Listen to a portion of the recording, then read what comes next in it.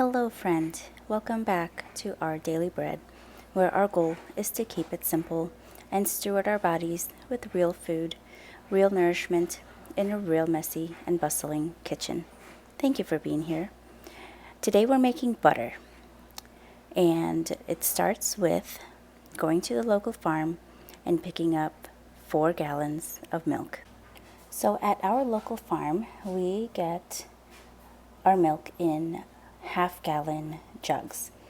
And when we get home, we go ahead and decant all those jugs because they're so narrow.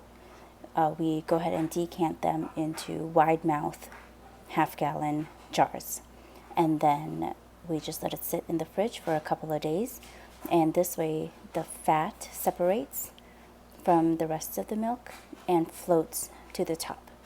And after a couple days, you'll be able to see where the fat has separated from the milk. It's a different color.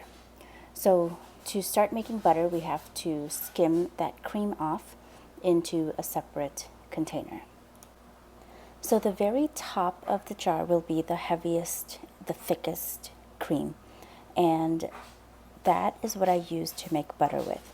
Once I get about halfway through the cream portion of the jar, the remaining half I put into another container for coffee creamer. This is going to be a lighter cream, and I don't mind if some of the milk gets into the coffee creamer jar, but I do want the butter jar to be only cream, and the heavier cream is better because it will make butter faster. Also whipped cream.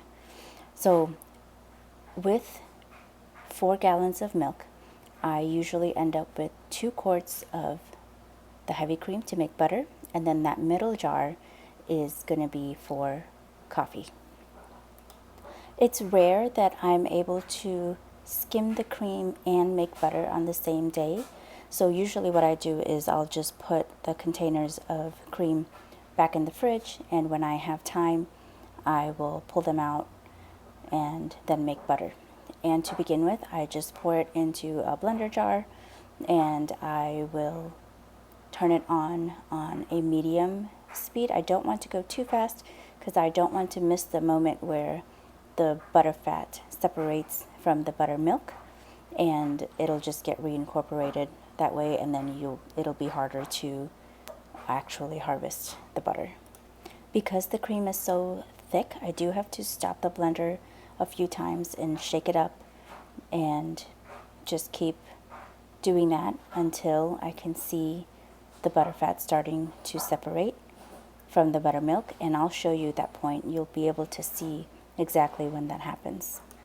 While we're waiting for that to happen, I do want to talk about why this matters. Why go through all of this hassle of decanting the milk when we get home, not to mention washing all those large glass jugs, plus the ones we're about to use up throughout this process. And then we have to deal with all of that butter grease and dirty up even more containers for storing the butter, etc., etc. Why bother? So let's talk about that for a minute. When we go to the farm, we get 4 gallons of milk, so 8 half-gallon jugs. And from that, I can end up with 2 quarts of heavy cream to make butter, and then 1 quart of cream for coffee creamer. So for $26, I think that's pretty reasonable to end up with all of that stuff. And then plus, the end result is 2 cups of butter. Back to that in a second. Here I'm showing you where you see more bubbles popping up in the blender, and then all of a sudden the liquid starts dancing. So at this point exactly, the butterfat has separated from the buttermilk, and I'll show you what that looks like. When I left work as an ICU nurse and came home full-time, I wasn't bringing in an income anymore. But that doesn't mean I couldn't contribute to our family. My job now was to multiply and steward our resources and pay for things with my time and energy and love instead of money. And that's the motivation to do all this extra work. Sure, it would be easier to just buy all the things, but I can also contribute with one trip to the local farm every couple weeks, and a little bit of my time and effort.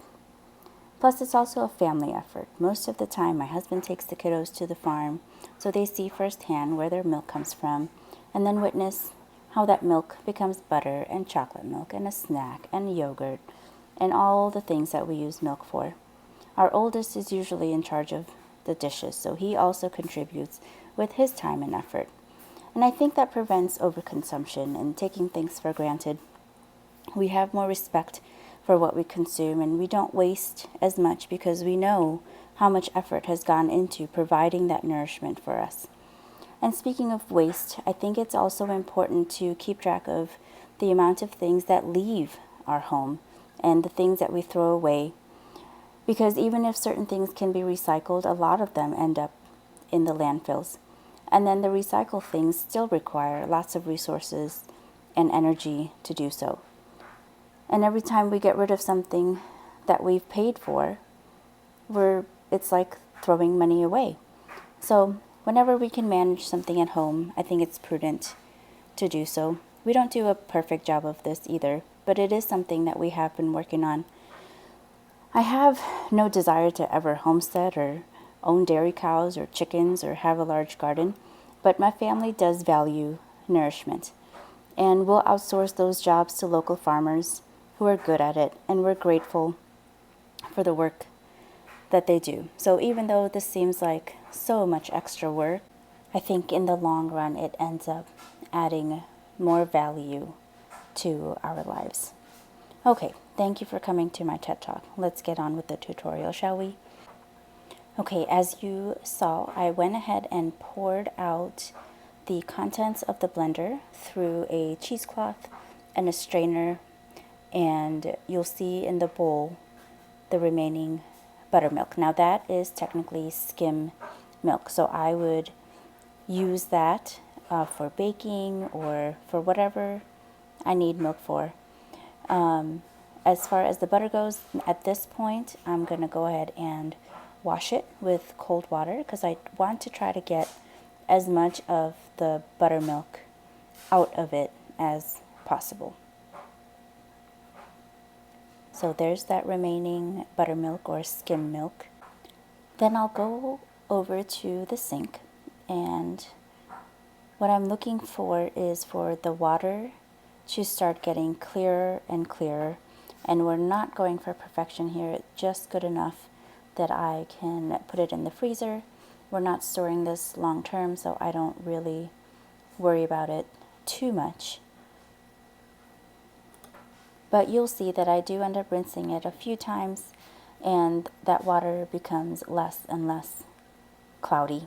It's still going to be a little cloudy because I'm doing this by hand and not a machine, and it's just not going to look like store-bought butter, and that's not our goal anyway. Now we're not going to waste all of that butter that was left over in the blender, and that will be remaining on this cheesecloth here. By the way, this used to be a baby blanket that I cut into quarters, and then I sewed the edges that were cut, and I just use it as a cheesecloth, and I just wash it after each use. It works so well.